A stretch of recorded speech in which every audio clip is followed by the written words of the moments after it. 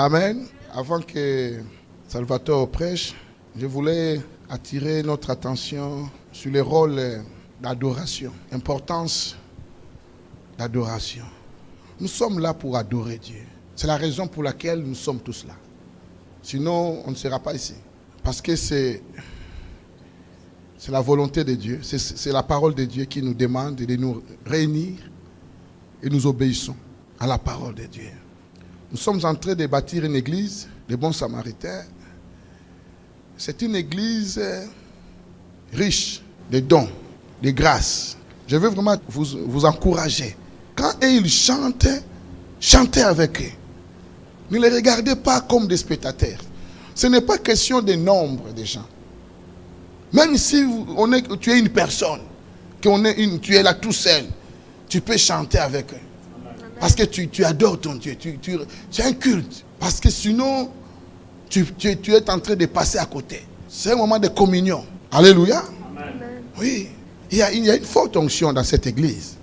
On a vécu ça, on a expérimenté. Alléluia. Mais ça vient quand nous tous nous participons. Quand nous tous nous chantons. Quand nous tous nous louons. Des grandes choses peuvent se passer, mon frère, ma soeur, que tu n'imagines même pas. Amen. Des grandes choses peuvent se passer. Des guérisons. Sans qu'on te touche, sans qu'on prophétise sur toi. Mais quand tu es concentré, Dieu peut te délivrer, te guérir, te restaurer, te faire du bien. Moi, je suis arrivé, j'ai prêché le matin. Je suis fatigué. J'ai fait un culte puissant le matin. Je suis fatigué.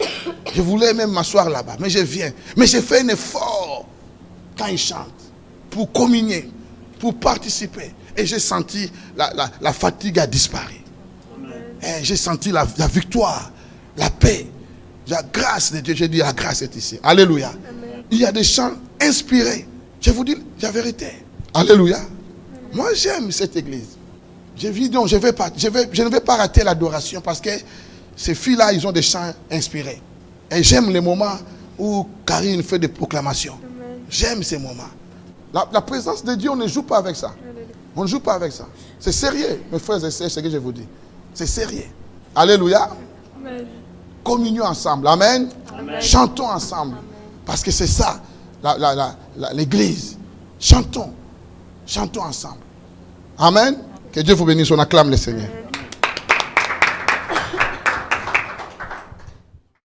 Seigneur mon Dieu, je veux te remettre, Seigneur, ton serviteur, Seigneur, entre tes mains, Seigneur. Seigneur, que ton Saint-Esprit, Seigneur, puisse le guider, Seigneur, en toutes choses, Seigneur. Que tu puisses mettre tes mots dans sa bouche, Seigneur. Seigneur, toi, tu sais ce que ton peuple a besoin, ce que tes enfants ont besoin d'entendre, de recevoir, de faire descendre dans leur âme, Père. Je te demande des paroles qui viennent du ciel, Seigneur. Et merci pour l'onction que tu déverses, Seigneur, en ce lieu et sur ton serviteur, Seigneur. Béni soit ton nom et béni soit ta parole au nom de Jésus-Christ. Amen. Amen. Le pasteur a anticipé un petit peu justement le message d'aujourd'hui. Donc on va toujours continuer. Celle-ci c'est la 6e. Il ne restera plus que 2 après celle-ci. Sur cette reconstruction de la muraille. Et j'ai aimé ce que le pasteur a dit, tout, du début jusqu'à la fin. Mais j'ai aimé quelque chose de particulier. Nous ne sommes pas des spectateurs, mais nous sommes des acteurs. Nous ne sommes pas là pour faire semblant. Comme je dis toujours, chacun d'entre nous peut dire j'ai fait autant d'églises et j'ai été blessé dans ça. Mais de l'avoir vu, c'est bien, comme je dis toujours, quand on est victime de choses. Mais faisons attention de ne pas reproduire ce dont nous avons été blessés. Comme je le dis, l'église, le bon samaritain, je l'ai dit depuis le début. Aujourd'hui, je sais que ça ne se dit pas. Parce que généralement, on aime caresser dans le sens du poil les fidèles afin qu'ils restent dans l'église.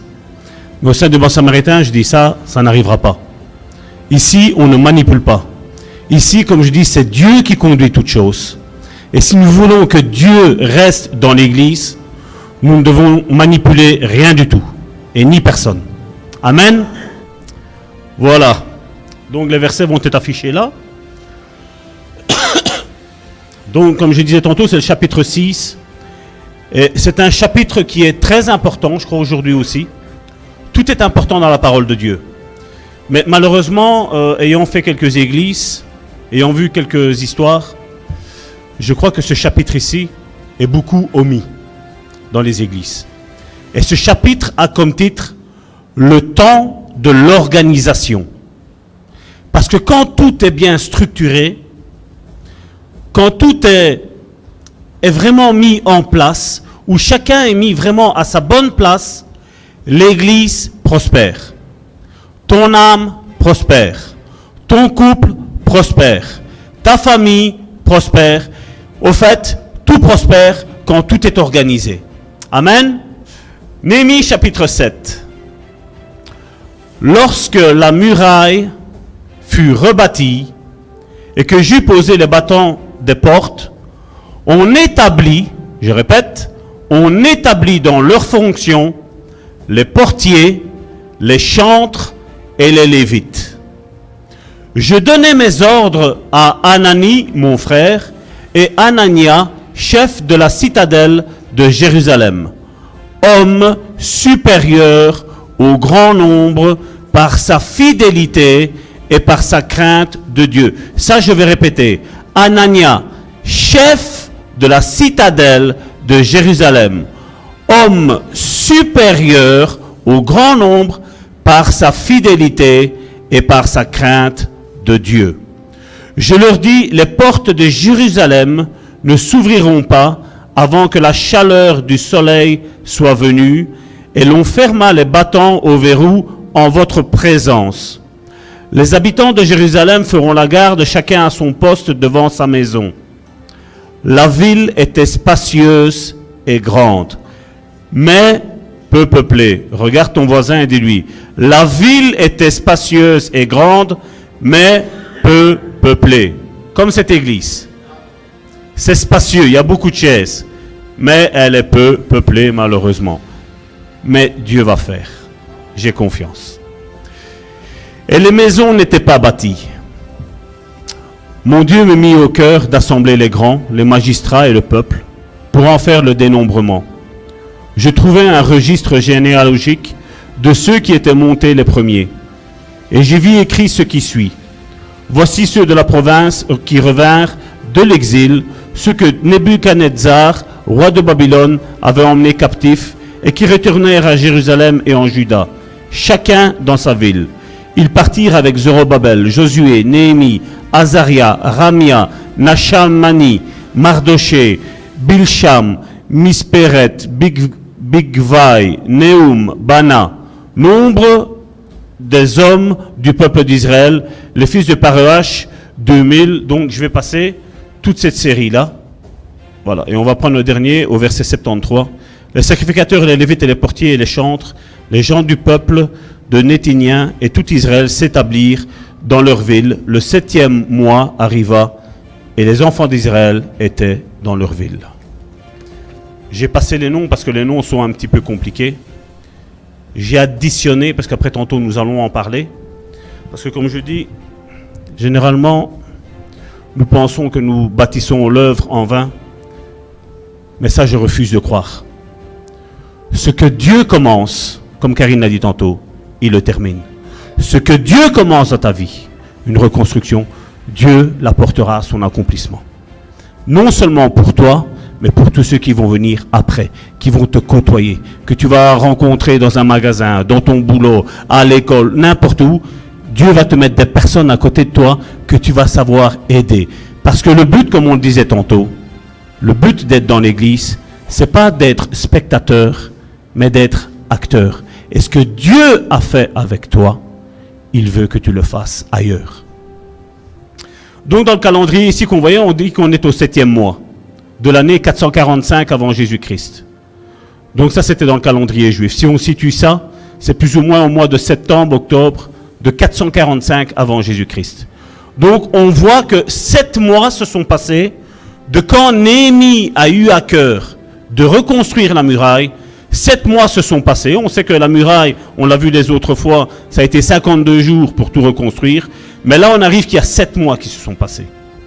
Donc il a fallu le temps que le roi libère Néhémie pour rentrer dans sa destinée. Et on a vu, durant surtout la première, le temps de la prise de conscience, que rien n'a pu empêcher à Néhémie d'accomplir le plan que Dieu avait mis à cœur de Néhémie.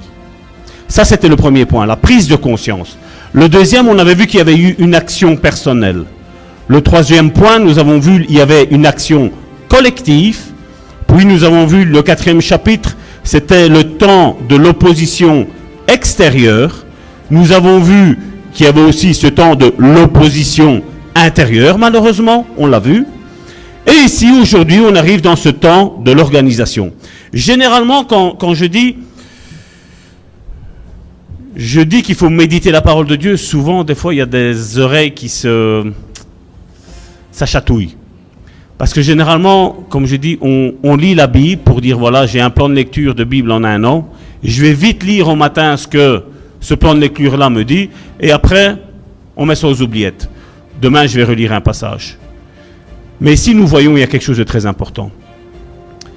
Je crois que si je n'aurais pas passé mon temps à méditer la parole de Dieu sur ce livre de Néhémie, on aurait pu faire ce livre de Néhémie en une fois. Donner des grands points, et c'est fini. Dieu ne nous demande pas de faire ça.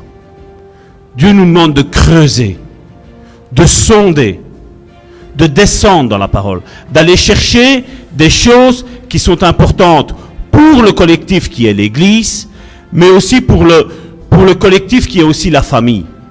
Quand tu pars de le bon samaritain, tu rentres dans ta maison, même cet enseignement-ci. C'est pour ça que tout est mis en ligne. Il faut l'écouter parce qu'il y a des grandes clés. Des grandes clés pour pouvoir construire une bonne famille. Il y a des bonnes clés pour devenir un bon mari. Des bonnes clés pour devenir une bonne femme. Des clés pour être un bon père et une bonne mère de famille. Être des points de repère même dans la famille. Néhémie, c'est ça que le livre de Néhémie est. Mais malheureusement, aujourd'hui, on lit. Hein? Et comme je dis tantôt, on va se limiter, comme il est mis là, hein, dans Néhémie chapitre 6, verset 15, la muraille fut achevée le 25e jour du mois de Léul en 52 jours. Donc, généralement, le chrétien, quand tu vois que la muraille est complètement finie, ben voilà, c'est fini, il n'y a plus rien à faire. Mais c'est ça qu'on lit quand on lit le livre de Néhémie. La muraille a été construite pendant 52 jours. Mais c'est là que tout commence. Malgré que c'est vrai que ça a déjà commencé.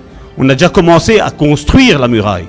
On a vu qu'il y a eu des erreurs qui ont été faites dans cette construction de la muraille. On a vu que l'ennemi était déjà à l'intérieur. Et on a vu que Néhémie a eu le discernement de dire « Oh, qu'est-ce que tu es en train de faire? Sors. » Et c'est ça que je dis. L'église, c'est ça l'église. C'est veiller les uns sur les autres.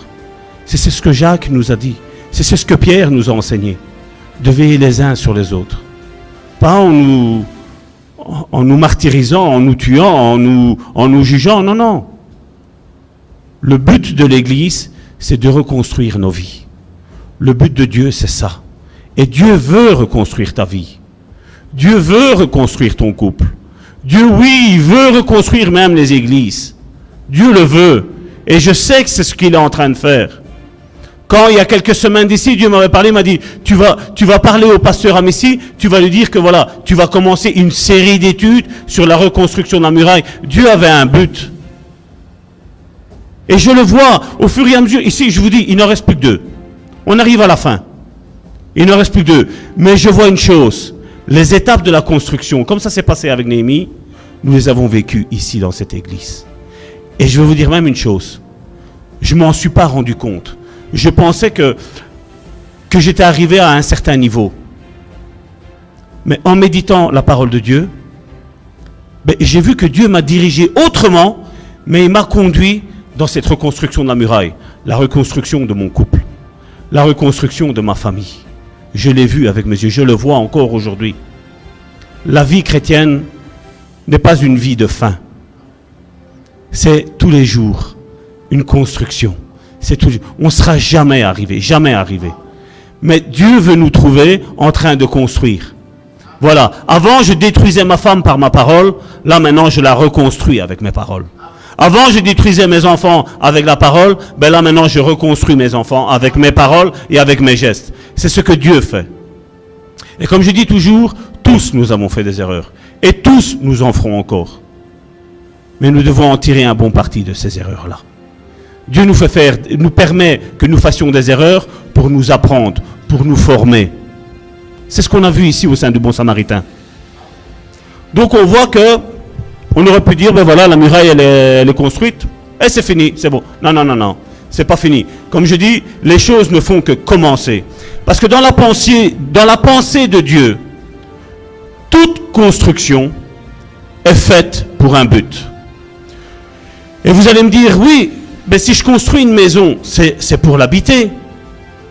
Pour nous humains, ben c'est ça le but. Je veux dire non. Je veux dire, pour nous, humainement parlant, gens du monde, nous allons dire, voilà, je construis une maison juste pour l'habiter. Mais Dieu, lui, voit plus loin. Parce que quand tu construis ta maison, si par exemple quelqu'un est célibataire et qu'il a déjà sa maison qu'il a déjà construite, ben Dieu dit déjà, voilà, prépare la maison parce que je vais apporter ta femme à la maison. Prépare ta maison parce que avec ta femme, tu vas avoir des enfants. Prépare ta maison parce que voilà, quand tu es à l'église, peut-être tu vas être la personne qui va être désignée pour avoir l'hospitalité d'héberger un homme ou une femme de Dieu dans ta maison. Dieu lui voit plus loin que nous. Dieu veut que nous construisions notre cocon afin d'accueillir les gens. Parce que si Dieu nous a sauvés, vous croyez sincèrement que Dieu nous a sauvés et puis stop et c'est fini? Non. Jésus a dit, allez, prêchez la bonne nouvelle. Et si vous regardez, il parle à des disciples. Donc disciples, il parle aussi bien hommes, aussi bien femmes. Aussi bien apôtres, prophètes, évangélistes, pasteurs, docteurs.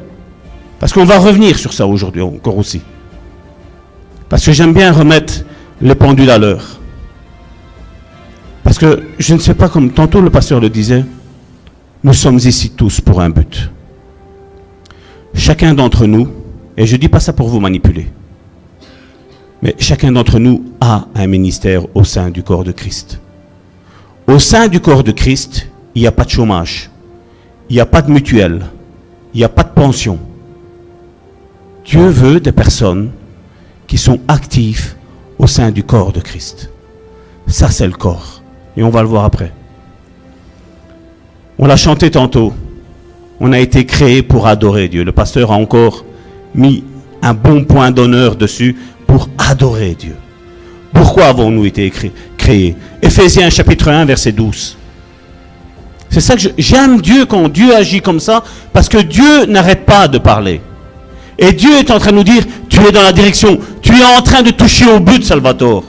J'ai quelque chose ici au fond de moi, vous ne pouvez pas imaginer, il n'en reste plus que 2. Mais je sais que quand ça va être fini, quelque chose de grand va arriver. Je suis persuadé, parce que Dieu nous a montré le chemin. Dieu nous montre la vision. Les gens sont en train d'accourir vers nous. Petit peuple que nous sommes. Pas de spectateurs, des acteurs. Des acteurs. Tu ne sais pas parler peut-être aux personnes? Est-ce que tu sais parler à Dieu? Oui, ministère de la prière. L'Église a besoin de ministres de la prière. Éphésiens chapitre 1, verset 12. Voilà pourquoi nous avons été créés. Afin que nous servions à la louange de sa gloire. Nous qui d'avance, nous avons espéré en Christ. C'est à ça que nous sommes créés. Un autre passage. 1 Thessaloniciens chapitre 1, verset 9. Car on raconte à notre sujet quel accès nous avons eu auprès de vous. Comment vous vous êtes, qu'est-ce qu'il est mis là? Convertis à Dieu en abandonnant les idoles pour servir. Mais si tu restes assis, comment tu vas servir? Comme je dis, le peuple de Dieu s'est fait berner par des faux ministres. Des faux ministres. Ici, au sein du Bon Samaritain, on a dit, chacun d'entre nous a un ministère. Chacun d'entre nous est appelé à servir. Comme il est mis là, servir le Dieu vivant et vrai. Ça, c'est le but pourquoi Dieu nous a créés. Il y a une parabole que Jésus nous a laissée. C'est la parabole des talents. Aujourd'hui, combien sont dans les églises? Ça fait 40 ans qu'ils vont dans les églises. 40 ans qu'ils sont assis. Et quand Dieu va arriver, ils vont lui dire, voilà, ça fait 40 ans que tu me dis que tu me sers? Oui, j'étais pieuse. Je n'ai rien contre le voile, hein, mais manière de vous parler un petit peu comment on peut être religieux. J'ai mis mon voile. J'avais la jupe jusque-là. J'étais comme ça. Et Dieu va dire, mais qu'est-ce que tu as fait? Comment tu as servi les autres? Comment tu as servi ton frère et ta sœur? Comment tu as servi ceux qui étaient dehors? Dieu va nous demander ça. C'est ce que nous sommes appelés à faire. Nous avons été, on l'a dit tantôt, sauvés pour sauver à notre tour. Jésus a fait sa part. Il nous a appelés. Et on est ici au sein du Bon Samaritain. Et quoi maintenant? C'est juste ça qu'on a été créé? Non. Dieu nous a appelés la lumière du monde. Dieu nous a appelés le sel de la terre. Et vous voyez combien de chrétiens, comme je dis, la méditation de la parole de Dieu est la chose la plus importante que nous devons faire en tant que chrétiens. La méditer. Parce que comme la Bible dit, c'est elle qui va nous juger. Ce cheval, avec un homme monté dessus, ici, c'était mis la parole de Dieu. C'est Jésus-Christ. Dans l'Apocalypse, il est mis. C'est lui qui va nous juger. Nous devons faire attention aux enseignements que nous avons. Nous avons été créés dans un but. Servir le Dieu vivant. Et servir, c'est, comme je dis, c'est dans l'église. Chacun est là avec son ministère, avec ses dons qu'il reçoit. Quand je dis le ministère, on le reçoit, c'est dès la naissance, avant même la naissance. Dans le sein du ventre de la mère, on a déjà le ministère que Dieu a mis en nous, il est déjà là. Et Dieu commence à le travailler. On le voit avec l'apôtre Paul. L'apôtre Paul était dans le sein de sa mère, lui-même le dit. J'étais dans le sein de ma mère que Dieu m'avait préparé déjà de bonnes œuvres. Et lui pensait bien faire, il tuait les églises. De destructeur d'église, Dieu en a fait, son appel c'était ça, il était constructeur d'église. Dieu avait mis ça, dès le ventre de sa mère, tu vas construire mon église. Lui, ne connaissant pas Dieu, pensait connaître Dieu, il le dira lui-même, mais qu'est-ce qu'il a fait? Il a détruit l'église. Il pensait que c'était son ministère. Quand Dieu l'appelle, il lui dit, tu vois, Paul, tu as fait ça, maintenant tu vas construire mon église. Jérémie, la même chose. Dès le sein de ta mère, je t'avais déjà consacré prophète de l'Éternel. Le ministère que Dieu t'a appelé, il est déjà en toi. C'est déjà en toi. On le voit dans Actes, chapitre 9, verset 15. Mais le Seigneur lui dit, va, car cet homme, concernant Paul, est un instrument que j'ai choisi pour porter mon nom devant les nations, devant les rois et devant les fils d'Israël. Dieu savait ce que Paul allait faire. Dieu savait que Paul allait tuer Étienne. Il le savait parce que Paul était là quand Étienne a été lapidé. La Bible nous dit même qu'il a pris les vêtements de Paul. Il était là. Lui pensait bien faire.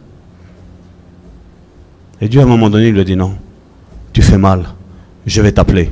Et la bonne nouvelle c'est celle-là pour toi aujourd'hui. Même si tu as erré à gauche et à droite, aujourd'hui tu vas savoir ce à quoi Dieu t'appelle. Et si tu as été brisé ou tu te sens encore brisé, dis-lui merci, car ce qui est devant moi est beaucoup mieux que ce que j'ai pu avoir jusqu'à maintenant. Parce que Dieu va entamer la phase de reconstruction dans ta vie.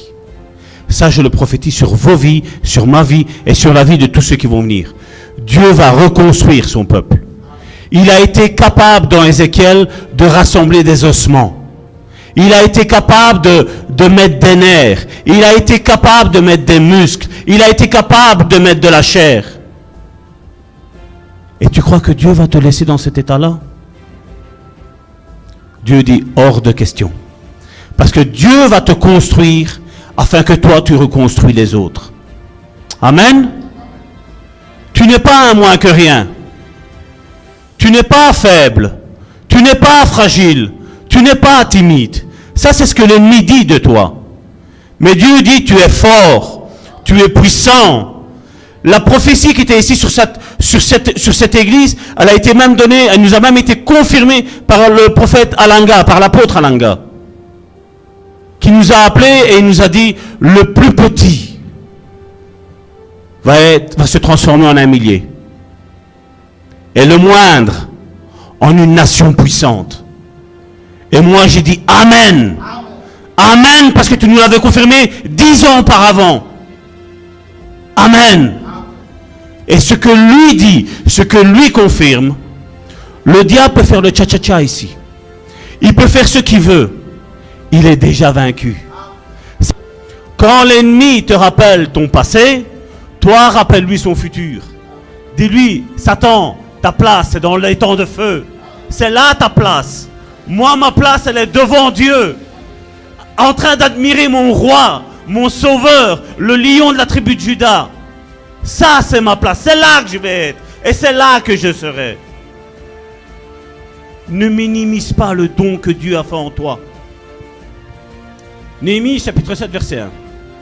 On va revenir à la muraille parce que vous me faites dévier à chaque fois. Hein. C'est de votre faute. Hein. Mais à culpa, mes frères, mes sœurs.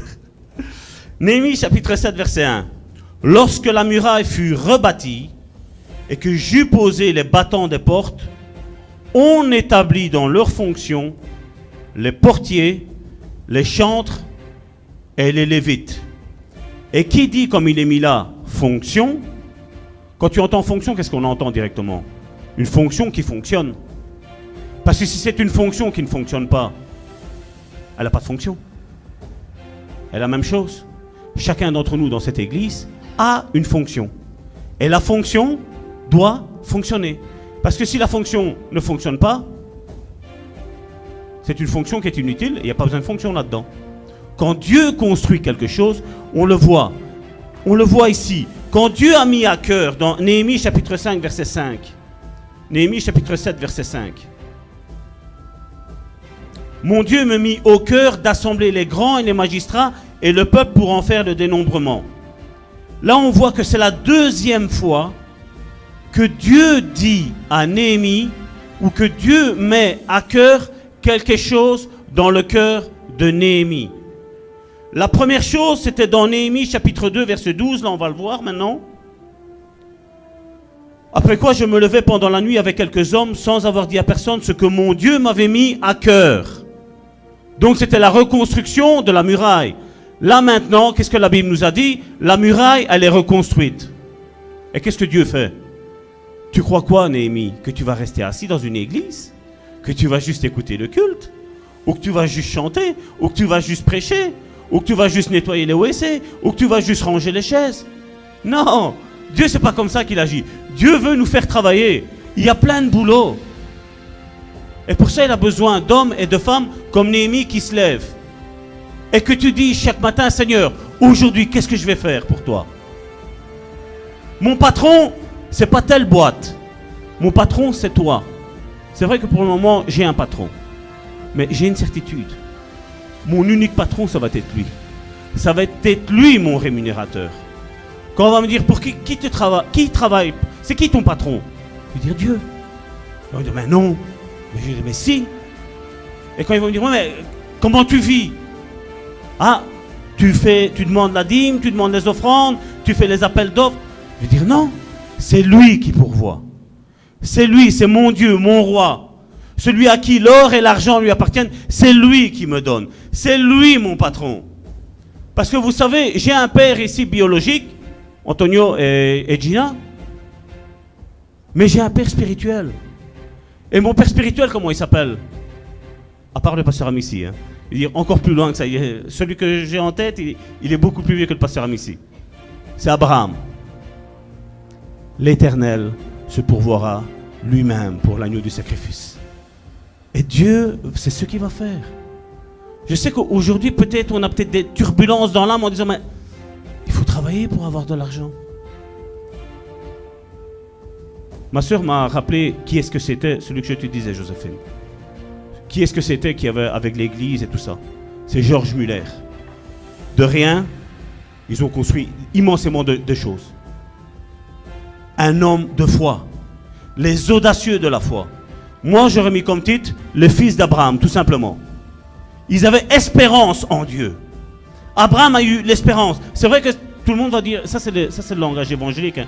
Ouais, mais il a trompé sa femme, hein, Abraham. Moi, je ne regarde pas les défauts. Moi, je regarde la finalité. Il a réussi. Isaac est arrivé. Et nous sommes arrivés. Et tant d'autres ont été là aussi. Moi, je regarde ça. Les défauts, moi, j'en ai rien à cirer. Excusez-moi l'expression. J'en ai rien à cirer des défauts des personnes. Moi, ce que je vois quand je vois une personne, c'est les qualités. Parce que je sais que Dieu a mis un potentiel en chacun d'entre nous. Et beaucoup sont aujourd'hui comme une Ferrari dans les églises, hein, mais ils sont en première et ils sont à peine à 10 km/h. Et Dieu a mis une pancarte, l'excès de vitesse, ça commence à 1000. Et le chrétien est à 10 km/h avec sa petite Ferrari. C'est ce que je vois aujourd'hui.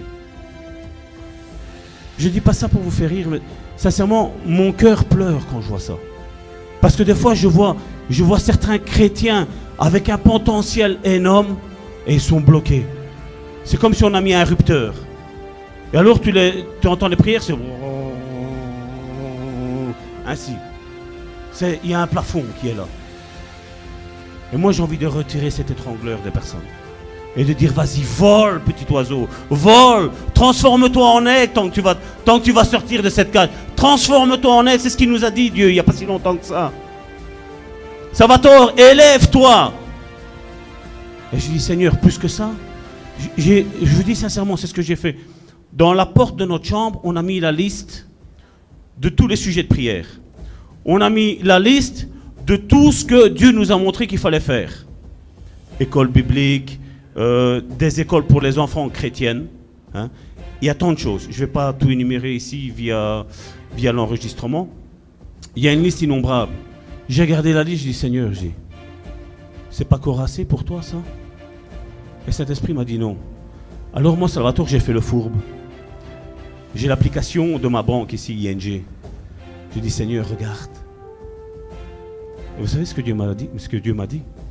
Il dit, dans le passé, j'ai dit, Dieu ne regarde pas à l'apparence, mais il regarde au cœur.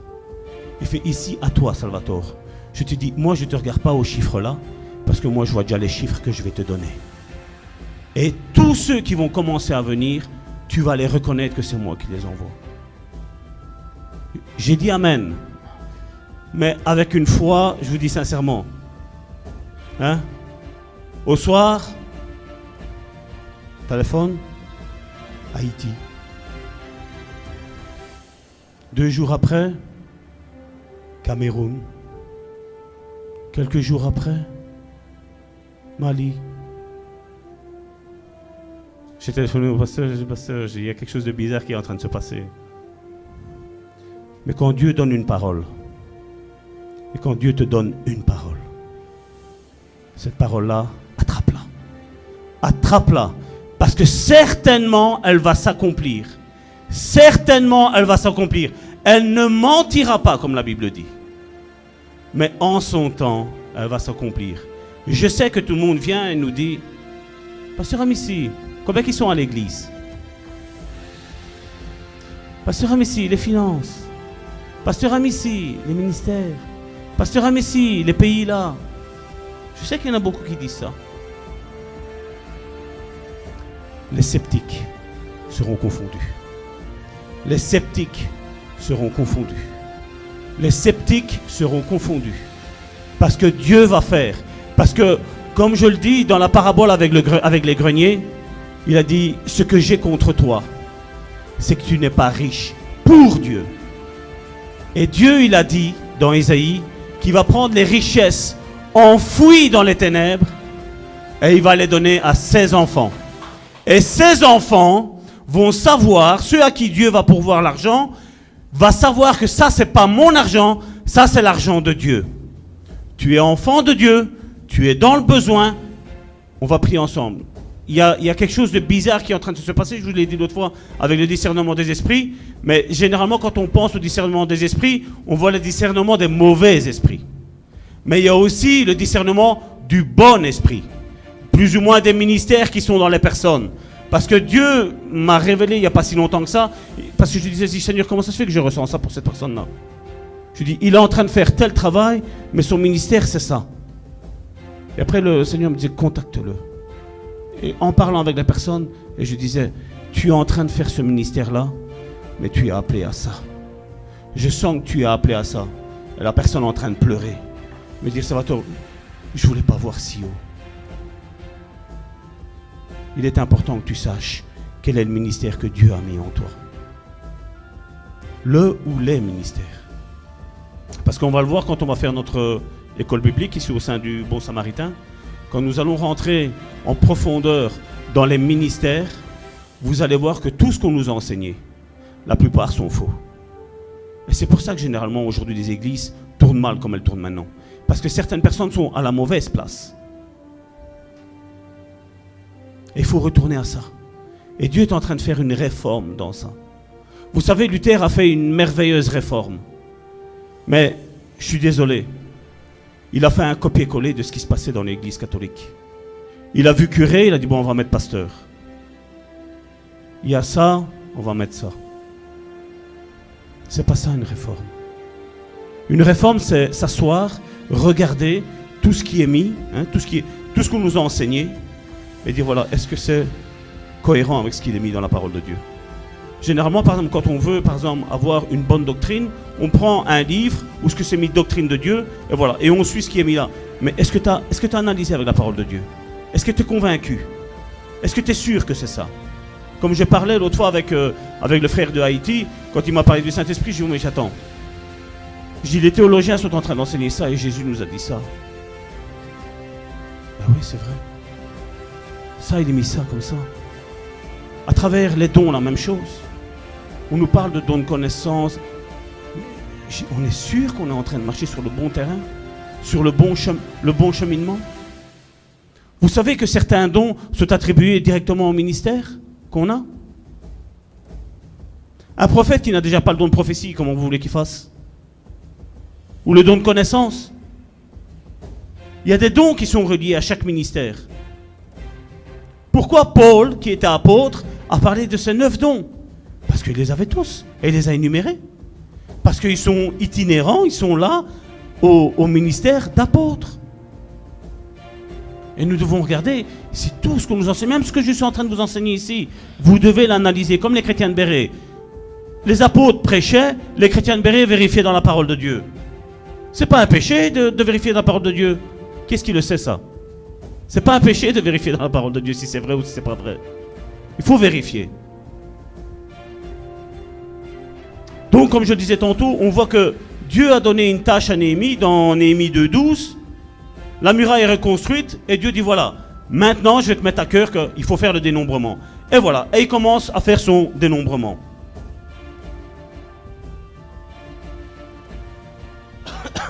Et quand on calcule un petit peu à la maison, vous lirez Néhémie chapitre 7, quand on voit le dénombrement, il y a 43 000 personnes qui sont là.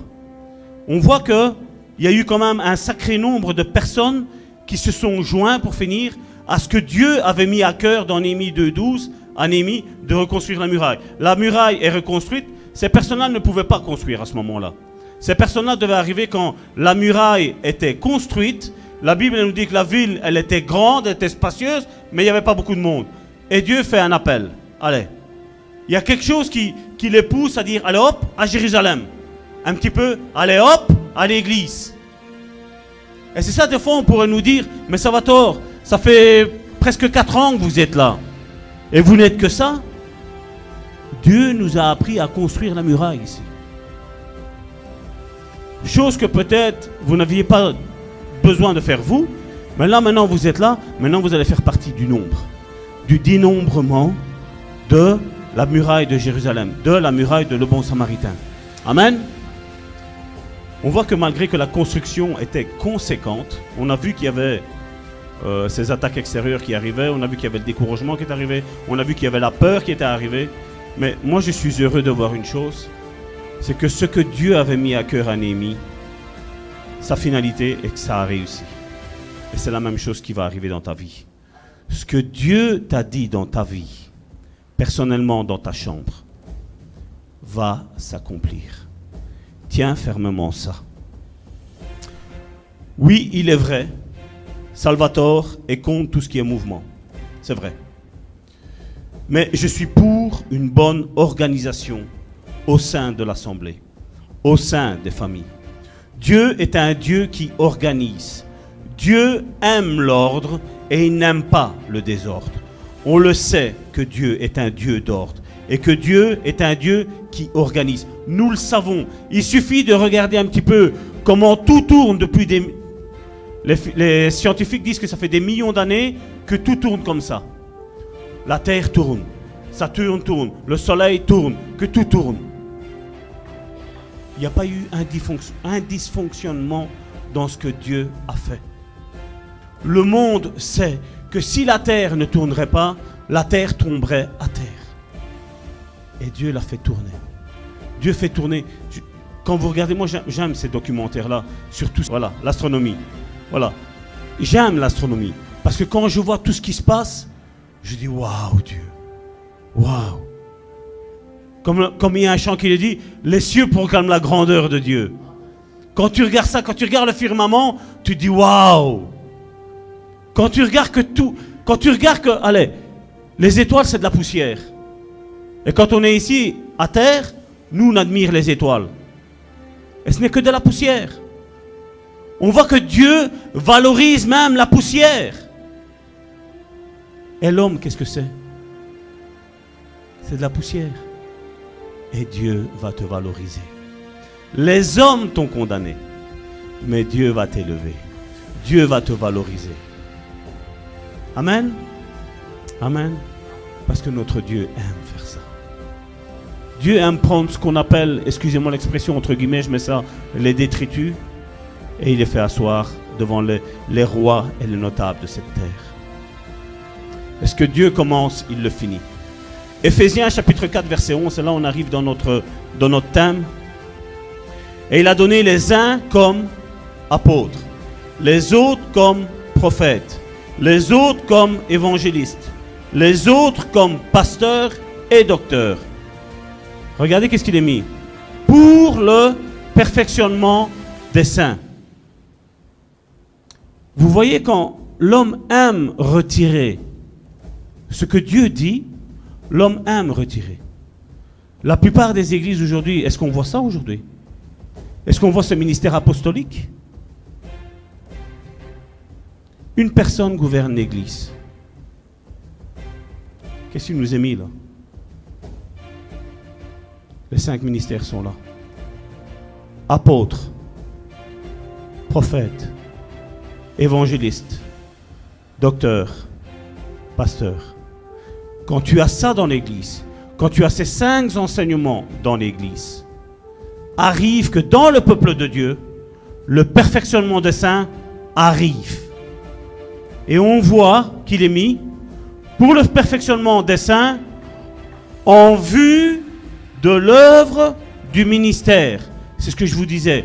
Quand vous avez l'enseignement des 5 ministères qu'il y a dans l'église, tu es construite, tu es édifié, tu es établi dans ton ministère à toi, en vue de l'œuvre du ministère que Dieu a mis en toi.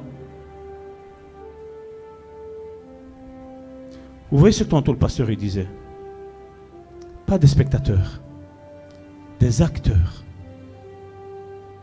Parce qu'en toi il y a un ministère qui est comme une formation ici aujourd'hui qu'on ne sait pas combien de temps elle va durer.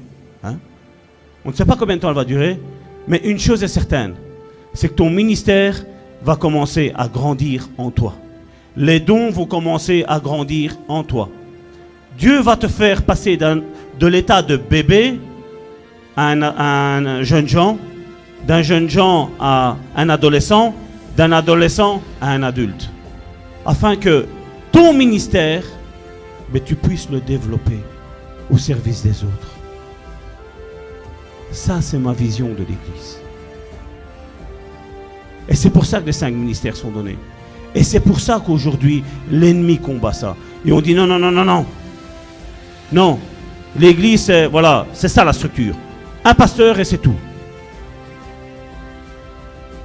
Que dit la Bible? Les 5 ministères. Pour le perfectionnement des saints. En vue de l'œuvre du ministère et de l'édification, donc la construction du corps de Christ, jusqu'à ce que nous soyons tous parvenus à l'unité de la foi et de la connaissance du Fils de Dieu, à l'état d'homme fait, à la mesure de la stature parfaite de Christ. On nous a été dit dans nos milieux évangéliques que c'était impossible d'arriver comme Jésus, n'est-ce pas? Qu'est-ce qu'il nous est dit ici? À l'état d'homme fait, à la mesure de la stature parfaite de Christ. Ça, c'est un grand mensonge que la religion nous a dit. C'est possible. C'est possible. C'est possible d'arriver à la stature parfaite de Christ. Comme je dis, c'est vrai, à travers les 5 ministères, à travers la prédication des 5 ministères. Comme je le disais l'autre fois, c'est pas premièrement aussi, deuxième, c'est pas dans cet ordre-là. Mais ce sont des ministères qui travaillent main dans la main. Main dans la main. On dit, voilà, prophète, on a besoin aujourd'hui, voilà, aujourd'hui on a besoin de l'enseignement du prophète. Demain, on a besoin de l'enseignement de l'apôtre. Après-demain, on a besoin de l'enseignement de l'évangéliste. Le surlendemain, on a besoin de l'enseignement du pasteur, du docteur. Pour former à devenir des acteurs et plus des spectateurs. Nous ne sommes pas dans l'église n'est pas une salle de cinéma. Nous sommes les protagonistes de ce que Christ a fait à la croix. Et aujourd'hui, on témoigne en disant, Jésus-Christ, on vous l'a dit qu'il était mort, qu'il était sur une croix. Non, il est vivant. Voici mon témoignage. J'étais hyper nerveux. J'étais colérique, j'étais bagarreur. Et Dieu m'a changé. Dieu m'a transformé. Et s'il l'a fait avec moi, il peut faire ce qu'il a fait avec toi. D'ailleurs, si on continue la lecture de ce chapitre-là, au verset 14 de Ephésiens 4, 14, afin que nous ne soyons plus des enfants flottants et emportés à tout vent de doctrine, par la tromperie des hommes, par leur ruse dans les moyens de séduction, mais que professant la vérité dans la charité ou dans l'amour, nous croissions à tout égard en celui qui est le chef, Christ. Ce passage nous dit qu'il est possible de ressembler à Christ. D'ailleurs, comme je dis toujours, on me dit souvent, j'en ai parlé je crois qu'il y a 2 semaines d'ici, on me dit souvent que l'Église n'est pas parfaite. Hein?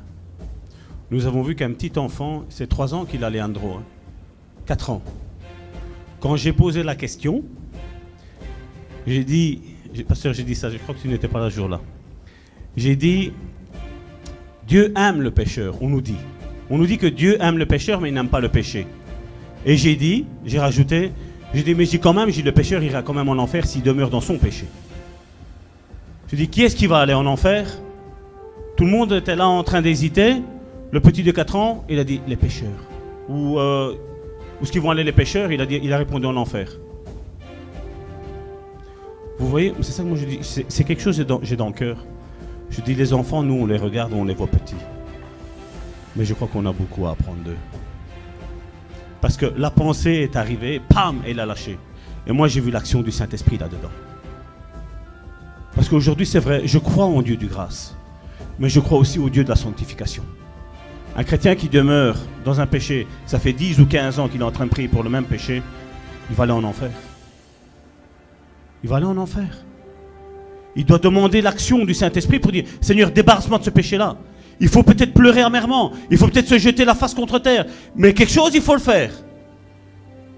Parce que les temps sont de plus en plus courts pour nous. Plus les jours passent et plus l'avènement de notre Seigneur est imminent. Et nous devons faire attention. Amen. Il y avait normalement à rajouter, je vais dire un petit peu pour la suite. Mais je crois que le message a été clair pour aujourd'hui. L'organisation, même au point de vue des ministères. Et comme je dis, nous avons besoin. L'Église a un énorme besoin. L'Église universelle a ce besoin. Et nous, au sein du Bon Samaritain, nous ne voulons plus nous taire. C'est vrai que nous avons construit le Bon Samaritain. Mais nous sommes aussi en train de reconstruire l'Église de Dieu. Nous sommes en train de remettre la barrière là où Dieu a mis la barrière. Aujourd'hui, on l'a abaissée. Aujourd'hui, c'est vrai, comme je dis toujours, pour avoir une église grande, avec beaucoup de personnes, c'est simple. Viens tel que tu es. Dieu accepte tout ce que tu as fait. Reste dans ton état de péché. Et l'église va prospérer. Mais Billy Graham, Spurgeon, Finney, tous prêchaient la repentance. Tous prêchaient la sainteté. Et l'église a croissé comme jamais elle n'a croissé. Jamais. Et aujourd'hui, nous avons des prédicateurs de réveil qui font l'effet inverse de ces gens-là. Nous devons redonner l'identité à l'Église. Et je crois que pour la Belgique, ici, le Bon Samaritain est là pour ça. Est là pour ça. Je crois que nous avons été créés pour ça. Ça ne va pas nous faire que des amis. Mais ce n'est pas grave. Le plus important, c'est ce que Dieu pense de nous. Ce que les hommes pensent de nous, ça n'a pas d'importance. Aucune importance. Amen.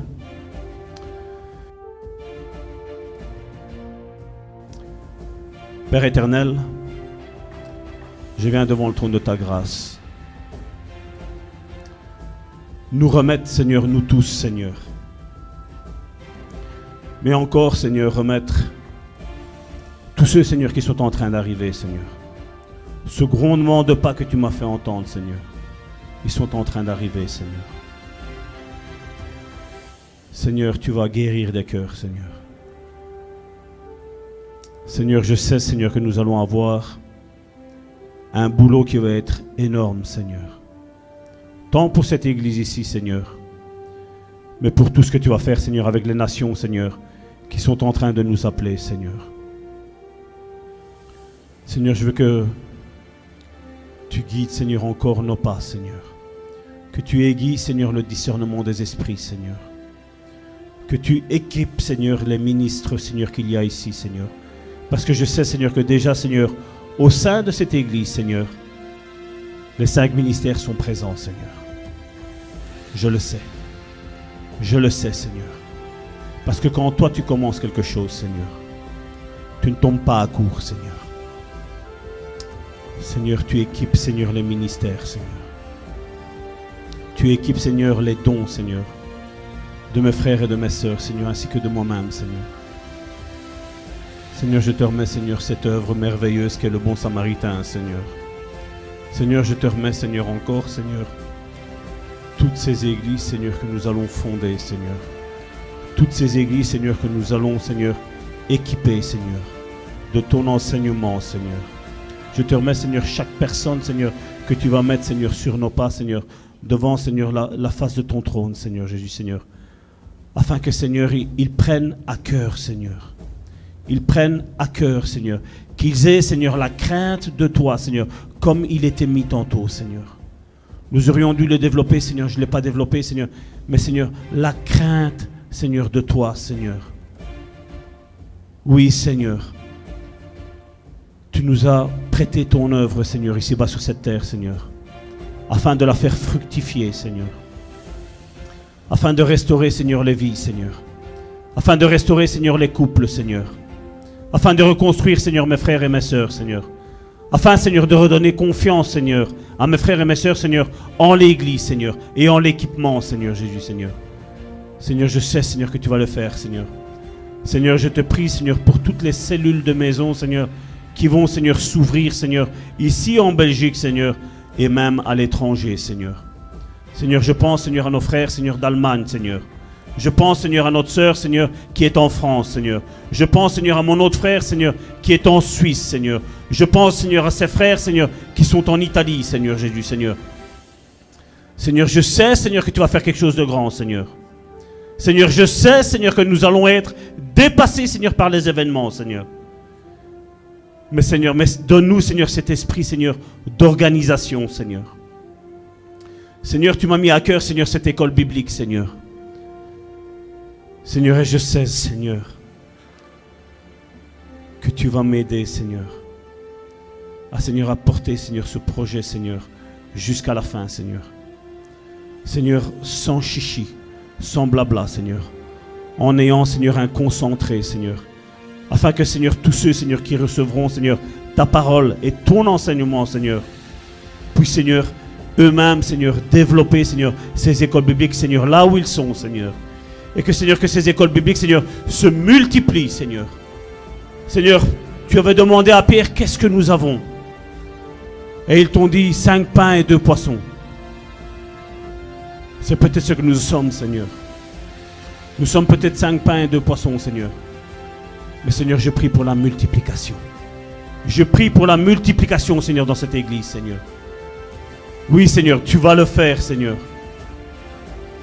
Équipe-nous, secours-nous, délivre-nous, Seigneur. Au nom puissant de Jésus. Amen.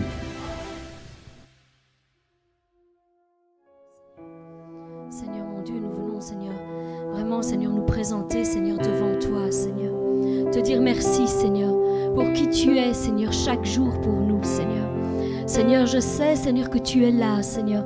Tu es là à chaque instant de notre vie, Seigneur. Seigneur, dans les bons moments comme dans les mauvais, Seigneur, tu es là, Seigneur. Jamais tu nous abandonnes, Seigneur. Seigneur, quand nous avons besoin de toi, Seigneur, il nous suffit, Seigneur, de lever les mains, Seigneur, en signe d'abandon, Seigneur, à toi, Seigneur. Et je sais, Seigneur, que tu relèves, Seigneur, que tu restaures, Seigneur, les cœurs, Seigneur, que tu les consoles, Seigneur, à nouveau, Seigneur. Quand nous levons nos mains, Seigneur, vers toi, Seigneur, et que nous nous abandonnons, Seigneur, à toi, Seigneur, tu viens et tu mets ta paix, Seigneur, celle qui surpasse toute intelligence, Seigneur. Tu l'as fait descendre, Seigneur, dans le fond de notre âme, Seigneur. Et nos soucis et nos angoisses et nos peurs s'envolent, Seigneur. Ce poids qui pesait sur nos épaules, Seigneur, tu le prends, Seigneur, avec toi, Seigneur, et tu l'ôtes, Seigneur, de nos épaules, Seigneur. Ça, c'est le miracle, Seigneur, que tu fais, Seigneur, à chaque fois, Seigneur, que nous venons dans ta présence, Seigneur, à chaque fois que nous levons les mains, Seigneur, malgré la multitude des événements et des circonstances, Seigneur, qui s'élèvent contre nos vies, Seigneur, et que nous disons, Seigneur, toi, tu sais, Seigneur. Toi, tu es au contrôle, Seigneur, de ma vie, Seigneur.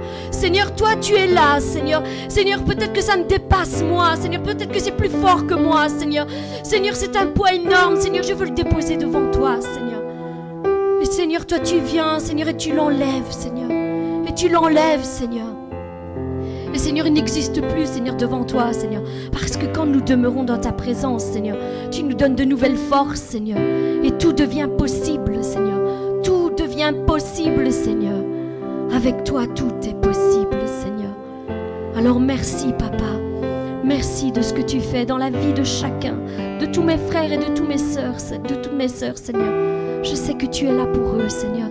Et je te rends gloire, je te rends la louange et je te rends l'honneur, Seigneur, parce que tu en es digne, Seigneur. Tu en es digne, Seigneur. Béni sois-tu, Seigneur. Alléluia.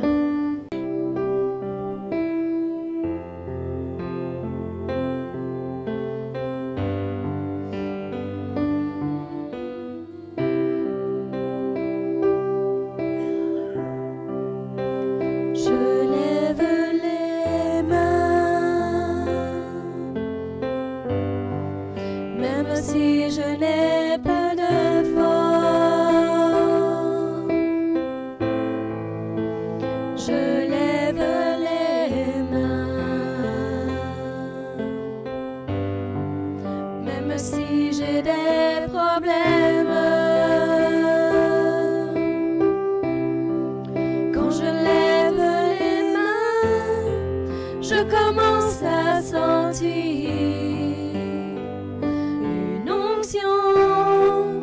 qui me fait chanter. Quand je commence à sentir ton feu. Quand je lève les mains, tout mon poids disparaît. Tu me donnes de nouvelles forces. Tout ceci est possible. Tout ceci est possible quand je lève les mains.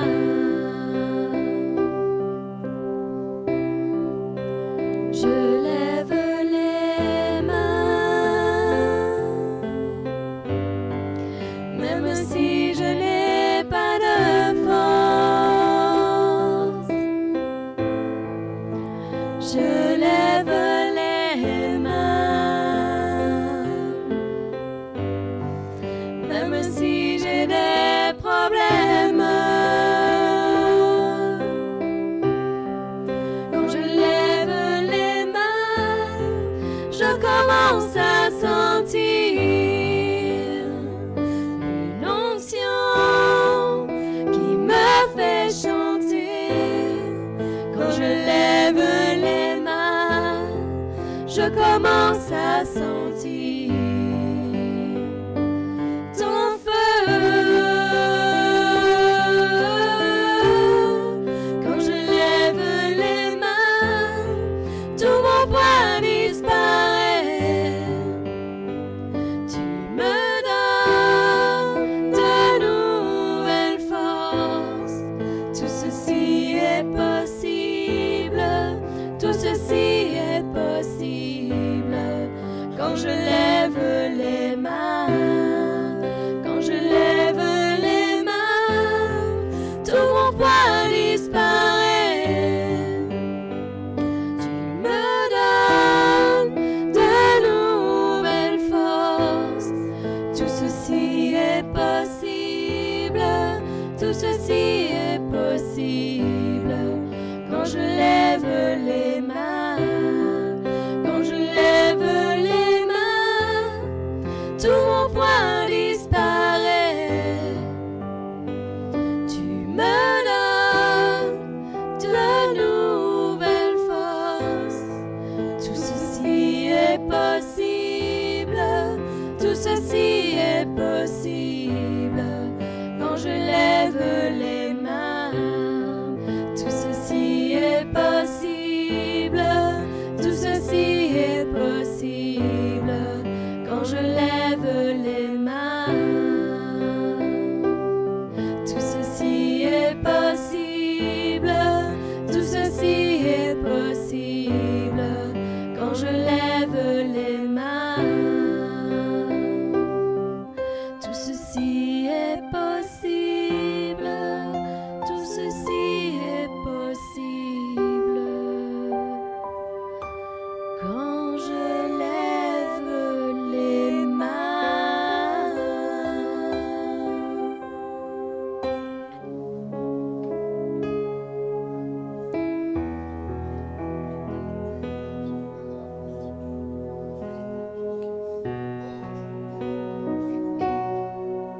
Alléluia. Fais face à tes peurs. Affronte-les. Sois fort et courageux. Ne les laisse pas te vaincre. Ne les laisse pas avoir l'avantage sur toi. Toi, domine sur eux. Domine sur eux. Ne laisse pas la peur entrer en toi. Ne la laisse pas entrer dans ta maison. Ne la laisse pas entrer dans ta famille. Ne la laisse pas entrer près de tes proches. Ne la laisse pas entrer dans ton esprit. Toi, domine. Toi, domine. Dieu ne nous a pas donné un esprit de timidité. Il ne nous a pas donné un esprit de peur. Il nous a donné un esprit de force, un esprit d'amour, un esprit de sagesse. Chaque jour, toi, gagne du terrain sur tes peurs. Bats-toi avec force et courage. Va avec la force que tu as. Fais-la mourir de faim. Quand ses peurs se présentent devant toi, ne lui donne pas une main d'association. Ne t'associe pas avec elle. Mais toi, lève-toi, sois fort et courageux. Lève-toi et bats-toi avec la force que Dieu a déjà mis en toi. Délie-toi de son emprise. Fais tomber les chaînes avec lesquelles elle t'immobilise. Reprends ta vie en main. Reprends ton courage. Secoue-toi et avance avec force et courage. Car Dieu lui-même t'accorde la victoire sur tous tes ennemis. Il t'accorde la victoire sur tous tes ennemis, quels qu'ils soient. Ils n'auront pas l'avantage sur toi. Non, Dieu t'a racheté. Tu lui appartiens et c'est sa force qu'il a mis en toi. Ne te bats pas à la manière de l'ennemi. Ne va pas dans son sens. Souviens-toi l'exemple de David et de Goliath. Goliath voulait se battre avec sa force. Il était revêtu d'une grande armure qui voulait impressionner ses adversaires. Il a pris des armes, il a pris la lance, il a pris le javelot, il a pris l'épée pour démontrer sa force physique.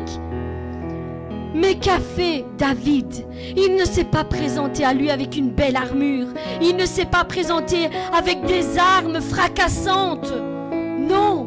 Il s'est remis devant son Dieu. Il a dit, moi, je marche avec le nom de l'Éternel. Je marche par la puissance de son nom. Et c'est lui qui va te vaincre. De même, prends exemple et fais de même sur ta vie. Vous êtes fils et filles de Dieu. Fils et filles du Dieu vivant. Présente-toi devant ton adversaire avec force et courage. Va avec la force que tu as en toi et engage chaque combat de ta vie au nom puissant de Jésus-Christ, qui a déjà vaincu le monde, qui a fait de toi un enfant plus que vainqueur. La victoire a déjà été acquise à la croix pour toi. Tu es plus que vainqueur. C'est Dieu lui-même qui combat tes adversaires. Il n'est jamais pris au dépourvu. Il n'est jamais surpris. Rien ne l'arrête. Rien ne peut l'arrêter. Il n'est pas celui qui abandonne en chemin. Non, il est l'alpha et il est l'oméga. Il est le commencement et il est la fin. Ce qu'il a commencé dans ta vie, il l'amènera jusqu'à son accomplissement total. Jusqu'à son accomplissement total. Que tu le vois ou que tu ne le vois pas, que tu en sois conscient ou que tu n'en sois pas encore conscient aujourd'hui. Cela ne veut pas dire que Dieu s'est arrêté en chemin. Cela ne veut pas dire que Dieu ne travaille plus pour toi. Il ne travaille plus en toi. Non, non, il travaille en toi. Et crois-moi bien, c'est dans le silence qu'il travaille le plus. Le plus en toi, c'est dans ces moments de silence, dans ces moments de désert. C'est là qu'il parle à ton cœur. C'est là qu'il te transforme. Quand tu es dans sa présence, c'est là qu'il transforme et change les choses en toi. Toi, demeure dans cette présence. Demeure dans la lumière et tu verras combien les ténèbres vont reculer. Elles vont s'enfuir devant la lumière. Les ténèbres ne peuvent pas gagner devant la lumière. Même une toute petite allumette peut faire fuir les ténèbres. Elle est vue de loin. Elle est vue de loin. Et celle que Dieu dégage, crois-moi bien, elle fait fuir tous tes adversaires. Tous. Ils viennent à toi par un chemin, mais ils s'enfuient loin de toi par 7 chemins. Ils ne peuvent pas résister, parce que c'est Christ qui habite en toi. C'est lui qu'ils essayent de combattre, ce n'est pas toi. Toi, remets-toi à Dieu, tu verras que Dieu combattra pour toi. Alléluia. Demande et tu recevras. Frappe et l'on t'ouvrira. Oui, cherche et tu trouveras. Dieu nous fait cette promesse qu'il se laissera trouver à ceux qui le cherchent d'un cœur sincère. Non, il n'est pas un Dieu difficile à trouver. Il se laisse trouver par ceux qui le cherchent. La clé est là, mes bien-aimés, la clé est là. Restez dans sa présence. Restez dans sa présence. Cherchez-le. Invoquez-le. Jour et nuit. Jour et nuit dans vos maisons, dans vos familles. Et Dieu se laissera trouver. Il se laissera trouver. Oui, il se laissera trouver. Parfois tu devras te présenter et t'engager et combattre. Mais parfois tu devras juste te détourner de ton ennemi. Ne pas lui répondre, ne pas l'affronter. Car Dieu lui-même s'en chargera. Détourne-toi des mauvaises paroles qu'on prononce sur toi. Détourne-toi des personnes qui te blessent sans cesse. Détourne-toi des traits enflammés qu'ils te lancent pour te détruire. Reste à l'écoute de ton Dieu et reçois son conseil. Parle différemment. Accorde-toi avec sa parole, pas les paroles que l'ennemi prononce sur ta vie. Non! Quand tu entends ce genre de paroles, quand tu entends ce genre d'accusation, tu dois directement savoir qui te parle. Apprends à reconnaître la voix de ton Dieu. Parce que les enfants de Dieu entendent la voix de leur Dieu. Ils la connaissent et ils la suivent. Mais nous devons aussi apprendre à connaître la voix de l'ennemi. De notre ennemi qui nous accuse, qui nous écrase, qui veut nous rabaisser, nous humilier. Ce n'est pas la voix de Dieu. Et ces paroles ne sont pas justes. Je suis ce que mon Dieu dit que je suis. Je peux avoir ce que mon Dieu dit que je peux avoir. Même si tous n'y croient pas, peu importe. Si toi tu crois dans ton cœur, laisse Dieu faire son œuvre. Laisse Dieu ouvrir les portes. Laisse Dieu te montrer le chemin. Et tu recevras ce que tu crois. Tu recevras ce que tu crois dans ton cœur. C'est ça la foi. Élimine toutes les limites que ton intelligence veut mettre. Parce que nous avons un Dieu qui est sans limite. Sans aucune limite. Rien ne lui est impossible. Rien n'est au-delà de sa puissance. Il a tout créé, ici-bas, sur terre et dans les cieux. Il n'y a rien qui lui soit impossible. Si toi tu crois fermement dans ton cœur, Dieu te rejoindra dans ta foi. Et tu verras le fruit de ce que tu avais cru. Je te le dis, mon frère, ma soeur, tu vas recevoir ce que tu crois. Tu vas le recevoir. Tu le toucheras de tes mains. Tu l'entendras de tes oreilles. Tu le verras de tes yeux. Oui. Et tous ceux qui n'y ont pas cru seront confondus. Parce que tu as demeuré ferme. Ferme dans ta foi. Ferme dans ta foi. Ne vacille pas. Ne chancelle pas. Garde tes yeux fixés sur ton Dieu et tu recevras ta récompense en son temps. En son temps. Béni sois-tu, Seigneur Jésus. Que Dieu soit loué pour la prédication, pour ce message. Nous savons que la construction est conséquente. Alléluia. J'aimerais bien qu'on chante ces chants. Je ne suis plus esclave de l'homme. Je suis enfant de Dieu. Je suis enfant de Dieu. Alléluia. C'est un cantique puissant. Tu confesses que je ne suis plus esclave de la peur, esclave de la mort, esclave de la maladie, esclave des drogues, beaucoup de choses. Je ne suis plus esclave du péché.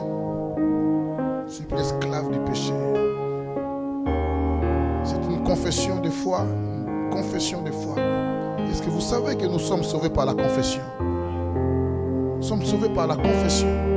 Ce qui a fait de nous aujourd'hui enfants de Dieu, c'est une confession. Romains 10 dit, c'est à croyant du cœur qu'on parvient à la justice. Mais c'est à confessant de la bouche qu'on parvient au salut. C'est à confessant de la bouche. C'est à confessant de la bouche qu'on parvient au salut.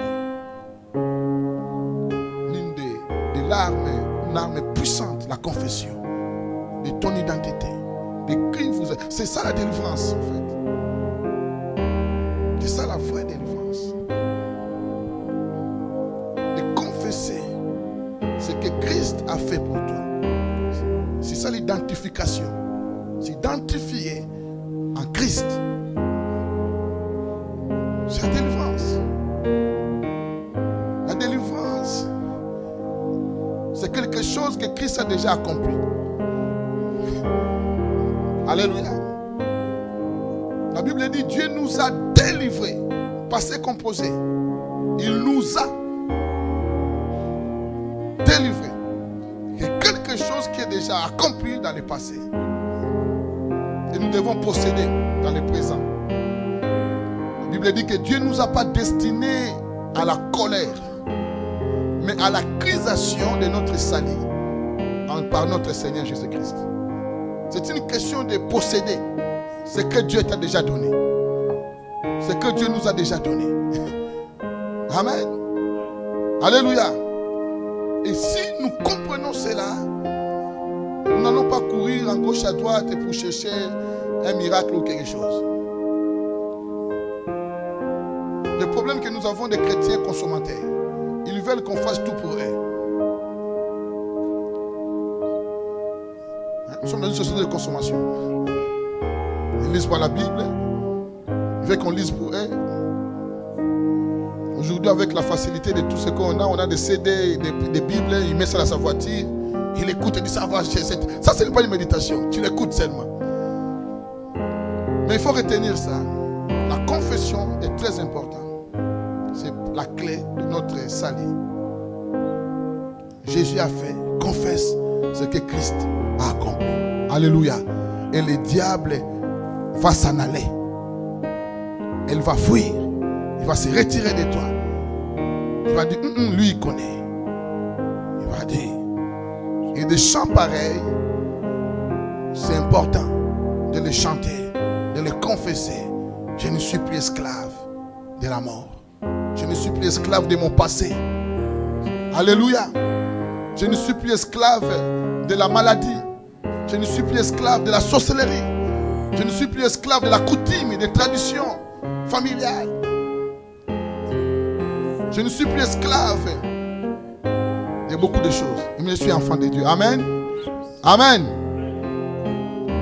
Je veux que nous chantons tous. Nous allons nous mettre debout, s'il vous plaît. Ça va vous aider aussi. Même il fait chaud ici, quand même, ça paye un peu. Voilà.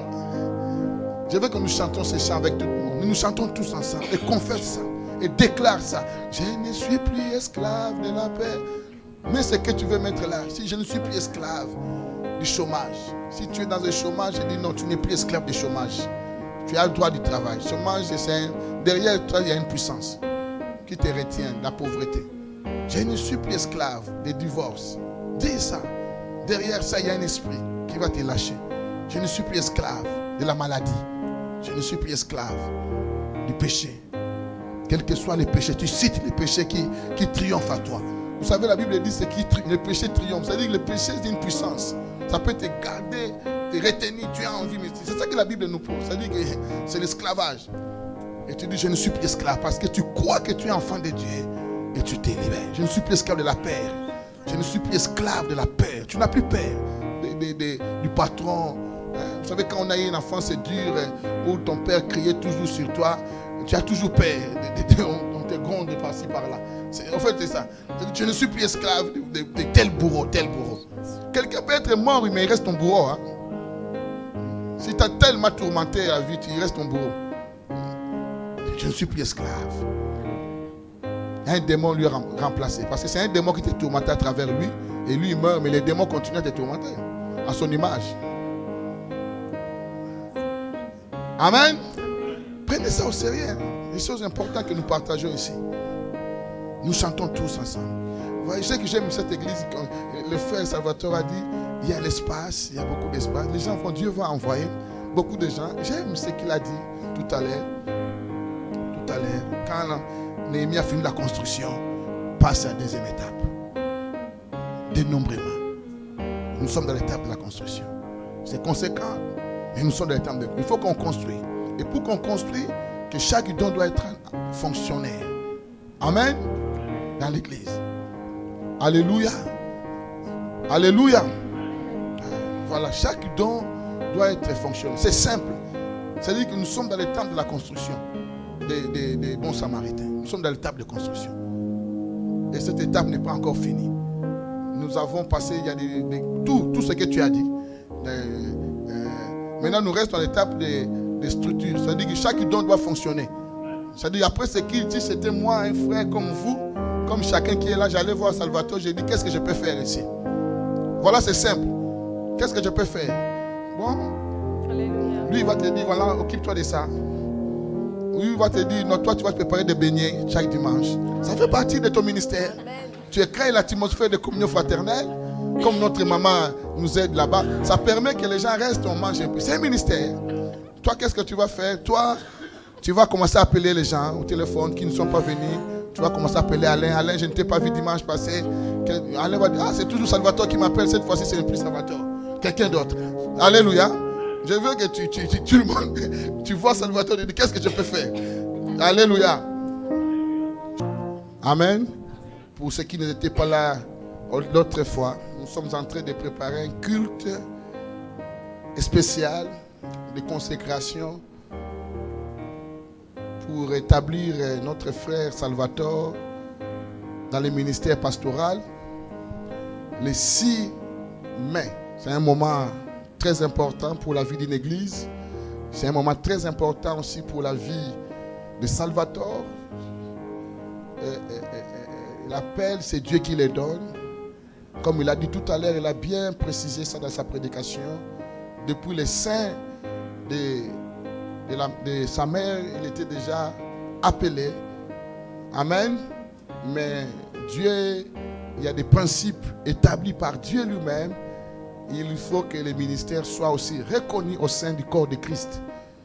On appelle la main d'association. On a vu ça avec tous les autres dans la Bible, Paul. Et il fallait que les apôtres reconnaissent son ministère, qu'il était choisi. Amen. C'est pour les témoignages. Il ne devient pas pasteur pour ce jour-là, mais il a déjà l'appel.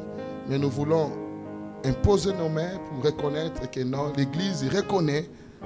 L'Église a vu les fruits de son ministère, de son travail. Et nous avons vu des fruits. Au sein de cette Église, on n'a pas de doute. On a vu le travail, les fruits. L'humilité, la patience, la passion pour Dieu, un message, amen, une vision pour les choses de Dieu. C'est un bon frère. Amen. C'est un bon frère, il aime Dieu. Et je crois que c'est vraiment le temps de Dieu. Amen. C'est le temps de Dieu. Le 6 mai, un culte après-midi, on aura des invités. Si Dieu le veut, le pasteur Kibutu, c'est mon père spirituel, mon mentor. Il est à Bruxelles. Il vit à Bruxelles. Il a une grande église de 800 personnes. Peut-être lui, il sera là pour prêcher. Si Dieu le veut, il sera là pour prêcher et pour qu'on fasse ensemble ces moments-là. C'est que vraiment, préparons-nous. On se prépare de la prière pour soutenir ces projets-là. Amen. Et on invite la famille, on invite les amis. Et voilà, c'est un moment très important. Après, nous aurons une agapé.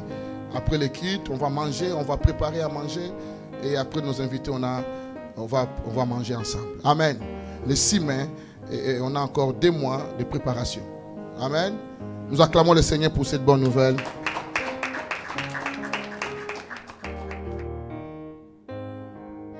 Je ne suis plus l'esclave de la peur. Je suis l'enfant de Dieu. Je suis l'enfant de Dieu. Je ne suis plus l'esclave de la peur. Je suis l'enfant de Dieu. Je suis l'enfant de Dieu. Déclare-le sur ta vie. Je suis l'enfant de Dieu. Je suis l'enfant de Dieu. Je suis l'enfant de Dieu. Je suis l'enfant de Dieu. Ça, c'est ta vraie identité. C'est ta vraie identité en Christ. Tu es enfant de Dieu. Nous sommes fils et filles de Dieu. Ça, c'est ta vraie identité. Entends ce que Dieu dit aujourd'hui sur ta vie. Tu es mon enfant. Tu m'appartiens. Je suis à toi et tu es à moi. Tu es mon enfant. Tu es un enfant de Dieu. Alléluia. Je ne suis plus l'esclave de la peur. Je suis l'enfant de Dieu. Je suis l'enfant de Dieu. Je ne suis plus l'esclave de la peur. Je suis l'enfant de Dieu. Je suis l'enfant de Dieu. Je suis l'enfant de Dieu. Je suis l'enfant de Dieu.